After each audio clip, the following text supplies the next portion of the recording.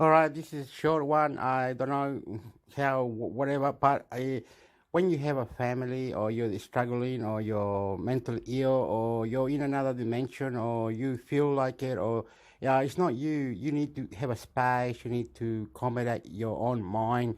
You walk the way you want it, do what you like, but in a way that you're not going to crash and, and fall over or maybe have a sandwich and learn to cook, learn to love, learn to many things. Just tell me and I'll do it. Just tell me and I'll, whatever. I'm desperate. I'll be your dog. No, no, no, no, no. Be nice to your own brain.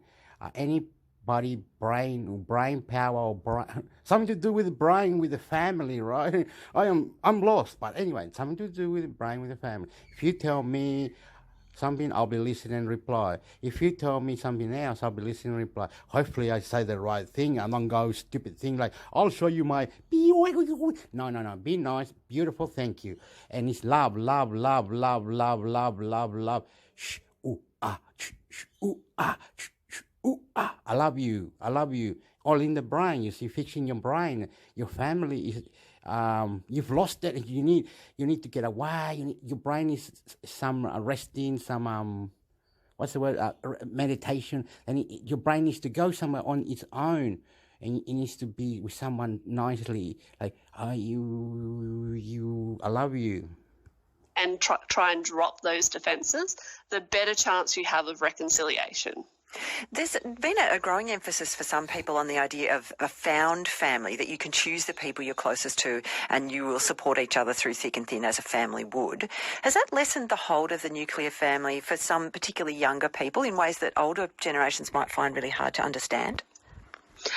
Look, it certainly is different. We move around more, so distance between families, and the pandemic showing that we're living all over the world quite distant from family members, and that's a change. So we haven't been that mobile before in history as to what we are now. It's not uncommon to have a child live either interstate or overseas. So, and as a result of that, they essentially create their own, nucleus of family wherever they are. But most into remix to the mix to the brain from another country to you where you live and how you live. You might be down the road, up the road, where we are. We want you to be helped. Say thank you. You are nice.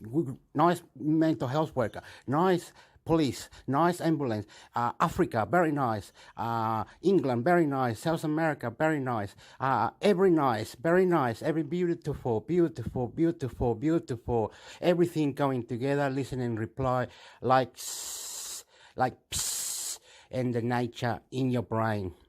Commonly, estrangement, is usually when that child has gone on to create their own family.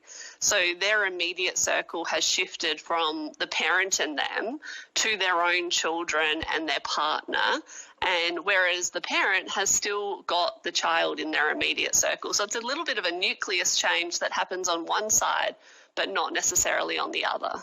And presumably can be heartbreaking for some of the people involved. If this is you and you've been involved in an estrangement within your family, because this is such an emotional issue for a lot of people, perhaps you managed to repair that relationship. I'd love to hear how you went about that too. Tamara Cavanaght's the president of the Australian Psychological Society and a practicing clinical psychologist with a special interest in family conflict. Tamara, is it always something you need to resolve?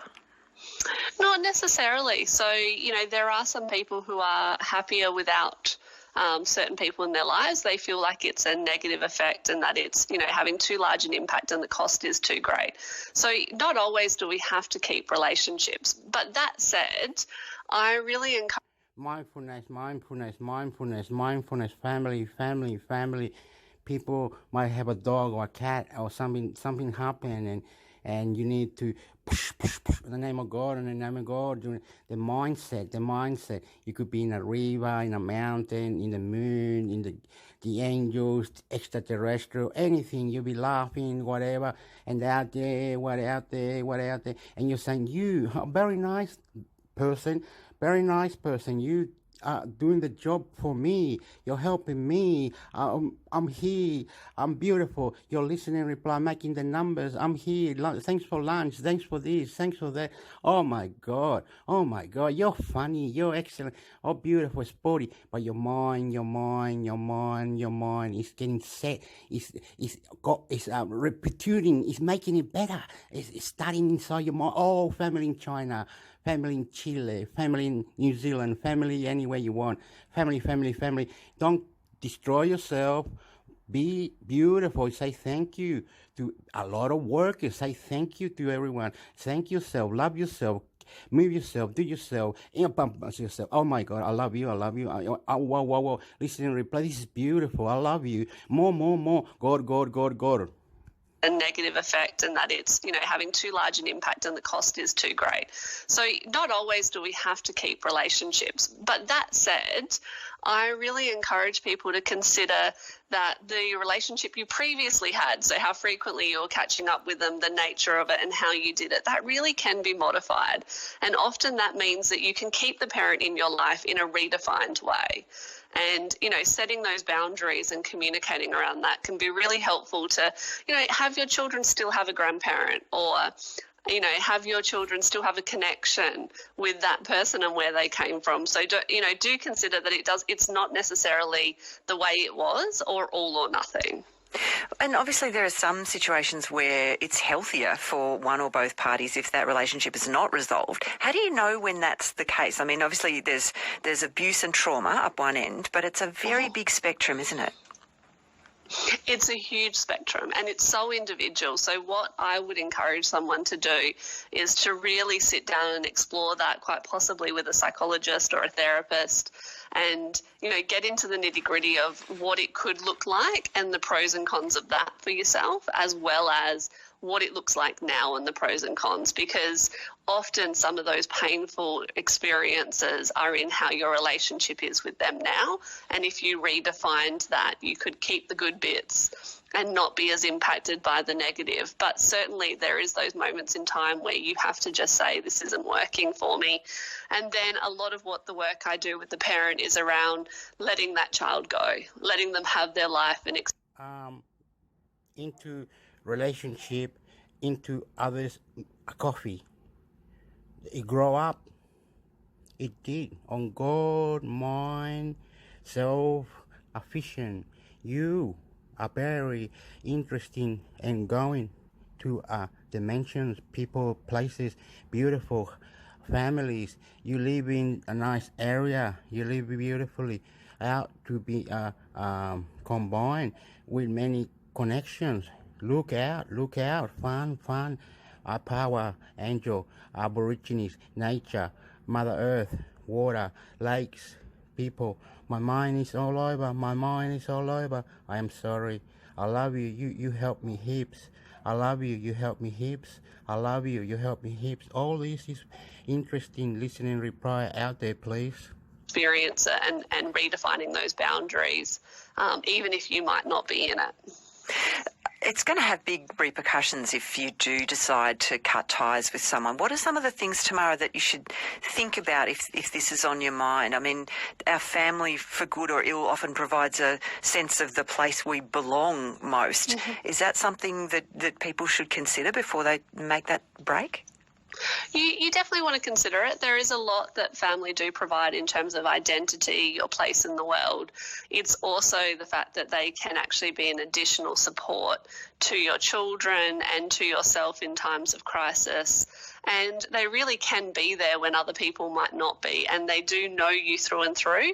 And, not all of the time, but love you unconditionally. So there is a lot that you're giving up if you do tend to end this. And that's why I do encourage people to consider that there's more than one way you could define that relationship. Is there a way that you can set boundaries and maybe disengage yourself a bit emotionally from someone who it's difficult for you to see without completely cutting them off? Or is that basically just a passive-aggressive way of estranging yourself? No, absolutely. So, look, it's about redefining that relationship. So think about how often you see them, how long you see them for, where and in what context. So you can often be that you just need to put new boundaries in place. you need to talk to that parent and let them know what your perspective is and try and ask them to be open to hearing it, even if it's hard and painful for them. And then to redefine it. And that can often mean that you kind of hit a new ground of friendship as opposed to parent-child, and that's some of the things that may not have been so healthy. I love, hate sport. Love, hate sport. A bird, an animal, people, anyone. You are only 1, 2, 3, 4, 5, a letter. 1, 2, 3, 4, 5, a letter. So your number, your letter.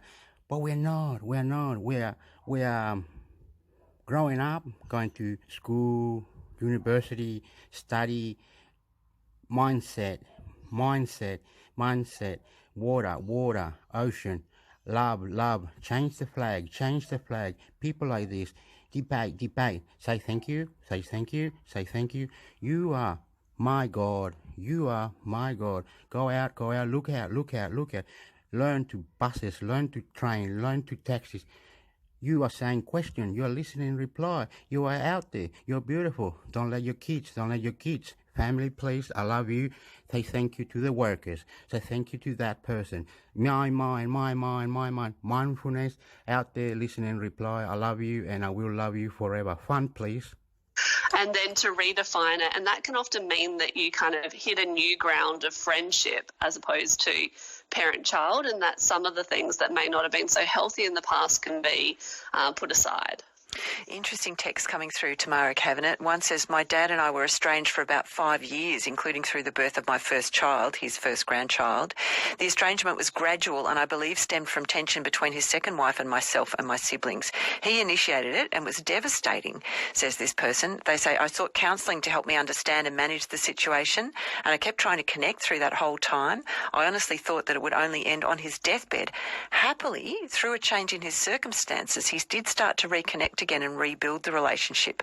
I never would have rejected his advances to rebuild our relationship, and I'm happy to say that we're very close and he's a terrific grandfather. But I'll never fully understand, I think, how or why he could cut his kids off for so many years. Wow, there's so much going on in that little story there. You can see the breadth of emotional impact that it can have. If you are the subject of a long-term estrangement, how do you cope, Tamara? What are some things that you can advise people about that? So most often it's the parent being estranged. So the big thing that I would tell them is to take a step back, take a little bit of time to process what's happening and keep that line of communication going if you can. So in any way that you think you can reach out and comfortably do so, try and keep that, because as you heard in that message, it can change over time and their own life circumstances, needs and wants can change. So keep that going. If it's happening and you do have communication, really try and talk to the person, but ask questions. I think when we get really defensive, we forget to ask questions. And if we can actually really find out what the perspective of the other one is, we can usually find that neutral ground. And if you're really struggling with acceptance of it and how to work it through, don't be afraid to go see someone, because talking to that sort of neutral party can really help you work through what has happened and why. And then that can let you either let it go or find healthier ways to connect while respecting the other person's boundaries. Lots of people texting in with their experiences. Tamara, when I left an abusive marriage, my eldest son estranged himself from me and hasn't spoken to me since, over 12 years ago. They said he keeps contact with his father but maintains the blame towards me. I have now disengaged completely after years and years of grief, and I'm now okay. But that is a huge thing. And M from Q says, every year not seeing my father is a year worth of healing and recovery. The myth of family can be toxic and harmful. So, Tamara, thanks so much for joining us to look at a little glimpse, at least, into this huge emotional landscape. Appreciate your time today on Life Matters. Thank you so much for having me, and it's such an important topic. It affects so many. Indeed. Tamara Cabinet's president of the Australian Psychological Society. And if there's anything that you would like to talk through with someone, Lifeline is there, 13 11 14. And Relationships Australia too, if you're interested in ways to look at. I live in the Illawarra, I live in Toraji, Illawarra, but there's Wollongong where I go to do mental health, like the one door. I see people in the shopping center that they know me. I catch buses. I'm one with whatever, and the one that comes to me with whatever and everything, to the question, to whatever, you could mindfulness drop out and have a heart attack.